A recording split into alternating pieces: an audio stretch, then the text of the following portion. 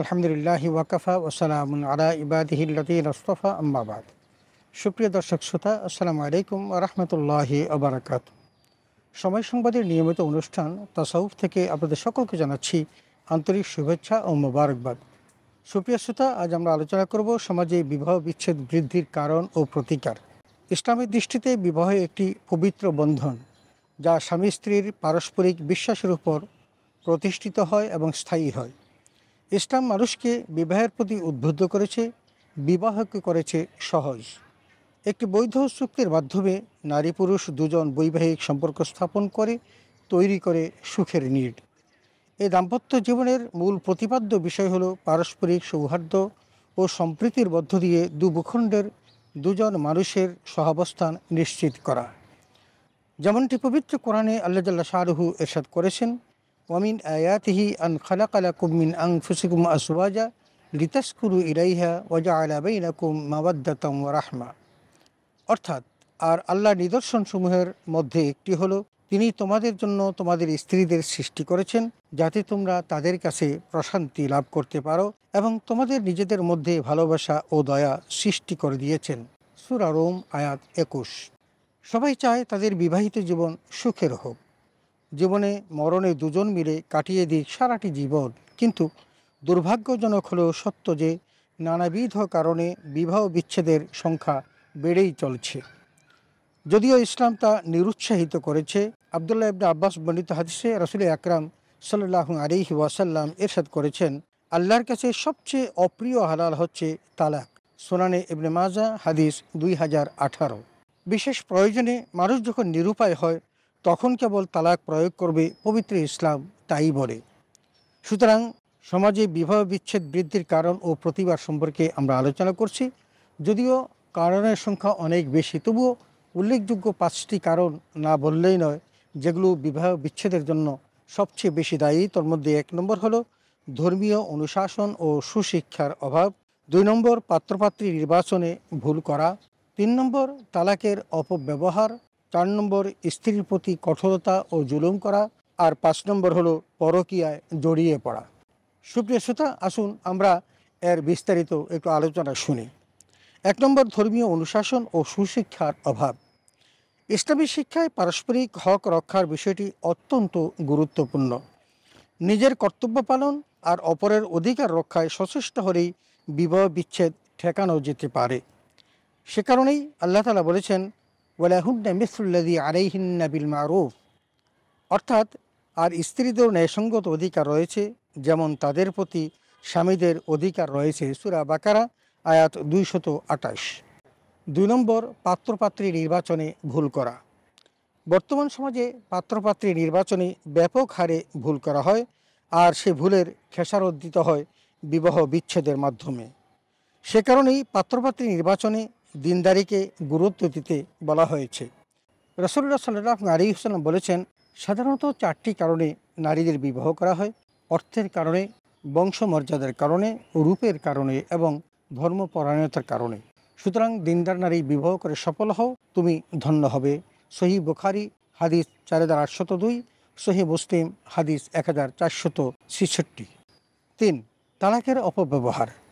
শরীয়তের নির্দেশনা হচ্ছে বৈবাহিক সম্পর্ক টিকিয়ে রাখার প্রয়াসী হওয়া। ঠুনকো কোনো কারণে তালাকের সিদ্ধান্ত নেওয়া একেবারেই বোকামি। তাই স্বামী স্ত্রীর মধ্যে সমঝোতার প্রচেষ্টা ব্যর্থ হলেই শুধু বিবাহ বিচ্ছেদের দিকে যাওয়া শরীয়ত সম্মত। তার আগে উভয়কেই ধৈর্য ও সহনশীলতার মাধ্যমে পরিস্থিতি মোকাবেলা করতে হবে। 4 নম্বর, স্ত্রীর প্রতি কঠোরতা ও জুলুম করা। অনেক ক্ষেত্রে বিবাহ বিচ্ছেদের মূল কারণ হয়ে দাঁড়ায় নারীদের প্রতি জুলুম করা।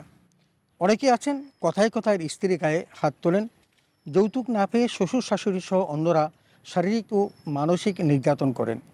একটিবারও মনে করেন না যে তিনি আপনজনকে ছেড়ে একাকী এই পরিবারে এসেছেন। তার প্রতি সদয় না হয়ে উল্টো জুলুম করলে সেই সংসার টিকিয়ে রাখা মুশকিল। পবিত্র কোরআনে এ কারণে আল্লাহ তাআলা বলেছেন, ওয়াশিরুহুন্না বিল মারুফ ফাইন কারিহতুমুহুন্না ফাআসা আন তাকরাহু শাইআন ওয়া ইয়াজআলাল্লাহু ফীহি খায়রান কাসীরা। অর্থাৎ, নারীদের সাথে তোমরা উত্তমভাবে জীবনযাপন করো। যদি তাদের কোনো কিছু তোমাদের অপছন্দ হয় তবে শুনে নাও। হতে পারে তোমরা কোনো বিষয় অপছন্দ করলে, আর আল্লাহ তাতে তোমাদের জন্য অনেক কল্যাণ রেখেছেন। সূরা নিসা আয়াত 19। 5 নম্বর, পরকীয়ায় জড়িয়ে পড়া। পরকীয়া শব্দটি অত্যন্ত ভীতিকর, যা সংসার ভাঙে, ভবিষ্যৎ নষ্ট করে, পারিবারিক মূল্যবোধ ধ্বংস করে দেয়। একই ছাদের নিচে থেকে দুজন বাস করেন অন্যের সাথে। মোবাইল ফোনের সহজলভ্যতা, স্বামী অথবা স্ত্রী বিদেশ গেছে সংসারের আয় বাড়াতে, এদিকে স্বামী অথবা স্ত্রী পরকীয়া নামক বেদিতে জড়িয়ে পড়েন। ফলে হঠাৎ করে সোনালী সংসার ভেঙে খানখান হয়ে যায়। এটাই এখন শহরে অথবা গ্রামের অহরহ চিত্র। এগুলি থেকে বেঁচে থাকতে হলে ধর্মীয় মূল্যবোধ অপরিহার্য। এছাড়াও আমরা বেশ কিছু বিষয় সম্পর্কে জানি, যেমন বর্তমান সোশ্যাল মিডিয়া, অশ্লীল সিনেমা ও টিভি সিরিয়াল। আমরা ভারতীয় যে চ্যানেলগুলো দেখছি, এগুলোর মধ্যে অহরহ একটি পরিবার কীভাবে ধ্বংস করা যায়, পরিবারের মধ্যে কীভাবে বিবাহ বিচ্ছেদ তৈরি করা যায়, কীভাবে পরিবারের মধ্যে একে অন্যের ক্ষতি করতে পারে, এই বিষয়গুলো অত্যন্ত সহজলভ্যভাবে আমাদের এই সংসারগুলো পেয়ে বসে। আর সেখান থেকে শিক্ষা গ্রহণ করে আমাদের নারীরা বিবাহ বিচ্ছেদের দিকে এগিয়ে যায়। দুর্ভাগ্যজনক হলেও সত্য যে আগে যেরকম পুরুষের পক্ষ থেকে বিবাহ বিচ্ছেদের ঘটনাগুলি ঘটত, এখন বেশিরভাগ ঘটে থাকে নারীদের পক্ষ থেকে। এর জন্য সবচেয়ে বেশি দায়ী আমাদের ভারতীয় সিরিয়ালগুলো।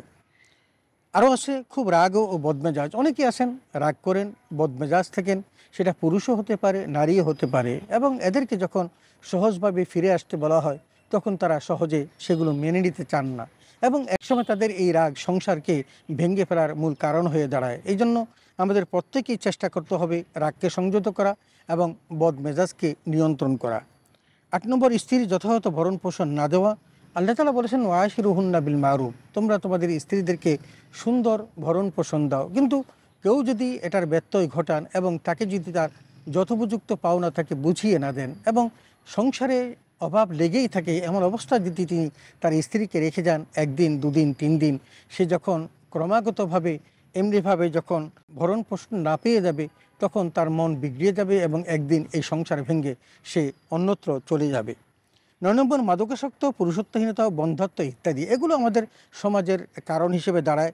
যেমন স্বামী মাদকাসক্ত, স্ত্রীকে মাদক সেবন করে এসে মারপিট করে, এবং অনেকের আছে পুরুষত্বহীনতা, যে সন্তান জন্মদানে তিনি অক্ষম, কিন্তু দোষটা চাপিয়ে দেন স্ত্রীর উপর। এবং কেউ কেউ আছেন এমন যে তারা নিজেরাই বন্ধা, হয়তো স্ত্রী অথবা স্বামী।